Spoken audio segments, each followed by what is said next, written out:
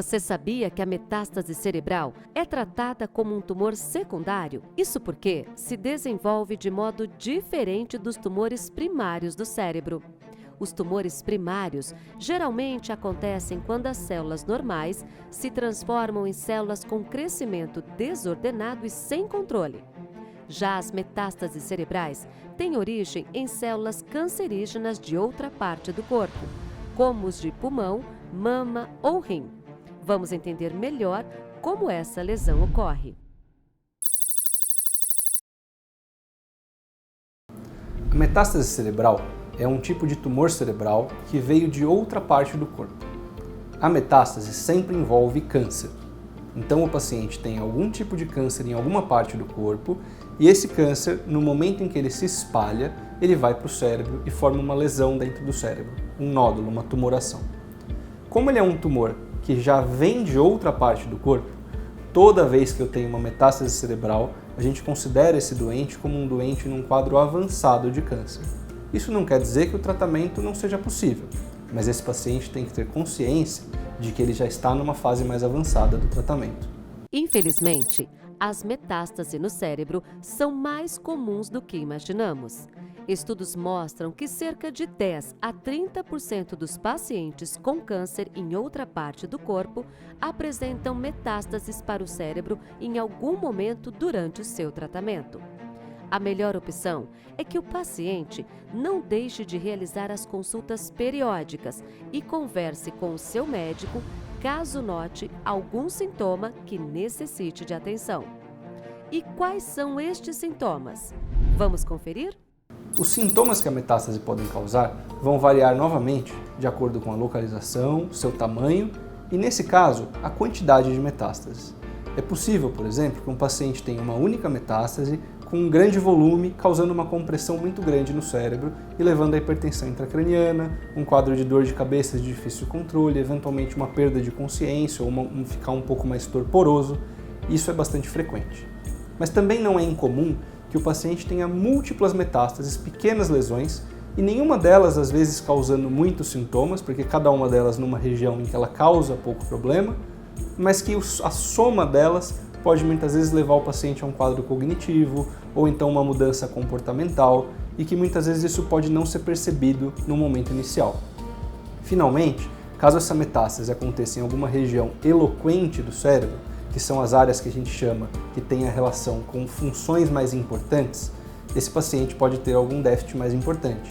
Por exemplo, uma metástase na área de controle motor vai causar uma paralisia. Uma metástase na área de coordenação, por exemplo, no cerebelo, pode causar com que o paciente tenha uma incoordenação. Uma metástase na área da fala vai fazer com que esse paciente muitas vezes não consiga se expressar de forma adequada. A principal diferença da metástase para os tumores que são cânceres cerebrais primários é que a metástase normalmente invade um pouco menos o cérebro, porque ela cresce de fora do cérebro, ela veio de fora do cérebro. Então ela comprime muito mais o cérebro e ela só vai invadir o cérebro em algumas condições mais específicas. Os sintomas mencionados levam a uma investigação com tomografia ou ressonância, e nestes exames aparece uma lesão. Pode ocorrer de ser uma coincidência, como em que a lesão cerebral seja outra coisa, sem relação com o tumor primário. Ou pode ser uma metástase cerebral propriamente dita. Existem diversos aspectos a serem considerados nesta situação, incluindo aspectos de imagem, sintomas do paciente, idade do paciente, entre outros. O diagnóstico da metástase cerebral costuma acontecer em uma de duas situações. A primeira, o paciente já está no tratamento de câncer e de repente ele começa com novos sintomas. Nesse começo de novos sintomas, o paciente passa a identificar a metástase cerebral. Nessas situações, é extremamente importante a discussão entre todas as partes da equipe, o oncologista, a radioterapeuta, além do neurocirurgião, pois o tratamento pode ou não precisar da cirurgia, uma vez que eu já tenho um diagnóstico definido e que muitas vezes vai ser necessário não só o tratamento com a cirurgia, mas uma mudança no tratamento que já vinha acontecendo. Por exemplo, o quimioterápico que era usado pode necessitar de uma troca, pois houve a progressão mesmo usando aquela medicação. Essas variáveis todas devem ser discutidas entre a família, o paciente e toda essa equipe que vai ter que trabalhar de forma multidisciplinar. No entanto, existem alguns pacientes que vão fazer o diagnóstico da metástase como a primeira coisa. Essa pessoa não sabia que tinha câncer, de repente ela começou com algum sintoma neurológico, fez uma investigação, ou então foi investigar um quadro que nem tinha a ver com nada de câncer. Por exemplo, uma dor de cabeça que não estava melhorando, resolveu fazer um exame de imagem, uma tomografia ou uma ressonância e descobriu uma metástase. Nesses casos, o começo do tratamento do câncer vai ser pela metástase cerebral. Então a gente vai precisar primeiro investigar o restante do corpo para ver se não tem nenhuma outra lesão que possa ser identificada, decidir se é necessário ou não remover aquela metástase, já que ela estava causando sintomas, e muitas vezes a metástase pode ser de um sítio primário oculto, que a gente fala, em que você não tem mais nenhuma lesão identificada no corpo, mas que você pode, através da metástase cerebral, descobrir onde o câncer começou. Nesses casos, uma cirurgia para uma biópsia pode ser extremamente importante. Com o avanço técnico e científico nas últimas décadas, houve um aumento de sobrevida e qualidade de vida de metástases cerebrais. A indicação cirúrgica precisa ajudar a controlar sintomas neurológicos e prevenir a hipertensão intracraniana, que pode ser fatal se não for tratada.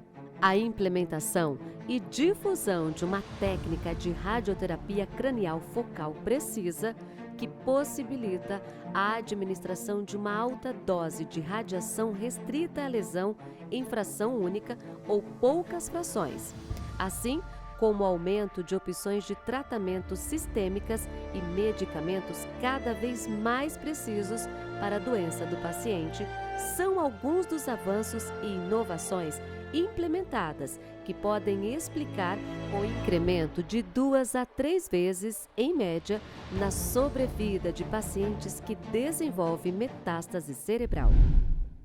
Como as metástases cerebrais sempre envolvem câncer, dependendo do tipo de câncer que a gente estiver falando, o tratamento ele vai variar depois da cirurgia. Embora uma boa parte das metástases precise de cirurgia, a cirurgia trata somente aquele pedaço pontual da doença. A gente já está falando de uma doença aqui que está disseminada, ela está espalhada em mais partes do corpo. Ela começou em outro lugar e foi para o cérebro. Nessa situação, a presença do restante da equipe é extremamente importante, às vezes até antes mesmo de tomar a decisão pela cirurgia. A radioterapia, muitas vezes, vai ser eficaz em controlar a doença que está no cérebro. O cirurgião consegue remover aquele volume, aquele tamanho que está apertando o cérebro, o radioterapeuta consegue complementar aquilo com uma dose da radioterapia que vai tentar controlar o crescimento naquele lugar, mas no fim das contas o tratamento do câncer em si vai depender do oncologista. E aí o tipo de tratamento oncológico vai depender do tipo de tumor. Então um câncer de pulmão vai precisar de um tratamento diferente de um câncer de mama, que é diferente de um melanoma. Então, a interação dessas equipes para definir os tempos de cirurgia, o momento dos tratamentos e quais as adjuvâncias, os tratamentos subsequentes, é extremamente importante. Dessa forma, o melhor tratamento da metástase cerebral e do câncer que está junto com ela envolve um bom afinamento de todas essas equipes. A evolução no tratamento tem sido positiva para os pacientes com metástase cerebral. No entanto, isso depende de muitos fatores. Por isso, é tão importante o trabalho conjunto da equipe multidisciplinar de profissionais que auxiliarão no quadro do paciente. O tratamento de metástase cerebral envolve medicamentos e tratamentos que podem ser invasivos. Por isso, o objetivo conjunto do tratamento é proporcionar o maior conforto ao paciente, levando qualidade de vida e dignidade. A atuação da família também é muito importante e cada decisão deve ser compartilhada com as pessoas que convivem com o paciente.